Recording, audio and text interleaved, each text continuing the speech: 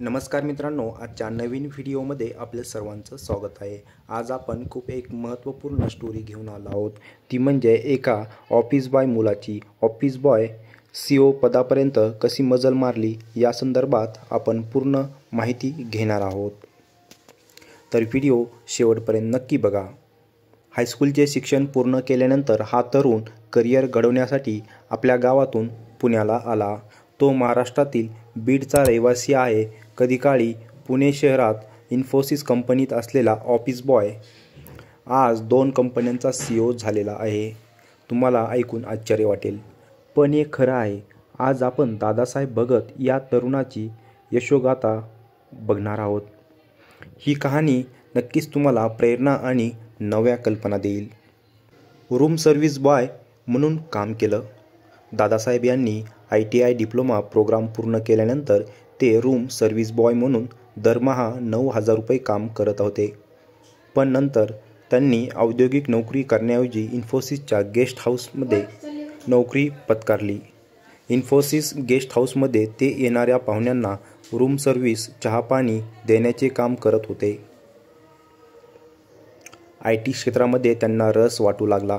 इन्फोसिसमध्ये काम करत असताना त्यांना IT क्षेत्राची आवड निर्माण झाली आणि तिथेच त्यांना सॉफ्टवेअरचे महत्त्व कळले।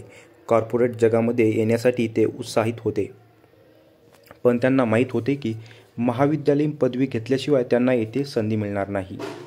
या गोष्टीवर विचार सुरू असताना त्यांना ॲनिमेशन आणि डिझाईन शिकण्यामध्ये आवड निर्माण झाली। ते दिवसा काम करायचे आणि संध्याकाळी ॲनिमेशनच्या क्लासला जायचे। अभ्यासक्रम पूर्ण केल्यानंतर त्यांना मुंबईत चांगली नोकरी मिळाली, पण हैदराबादला जाण्यासाठी त्यांना ही नोकरी सोडावी लागली। डिझाईन टेम्प्लेट ऑनलाईन विकले।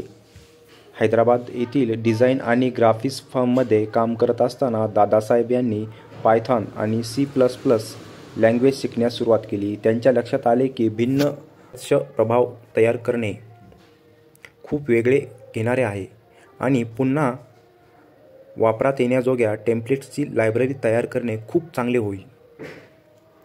त्यांची कल्पना जसजशी विकसित झाली तसतसे त्यांनी हे डिझाईन टेम्प्लेट ऑनलाईन विकण्यास सुरुवात केली।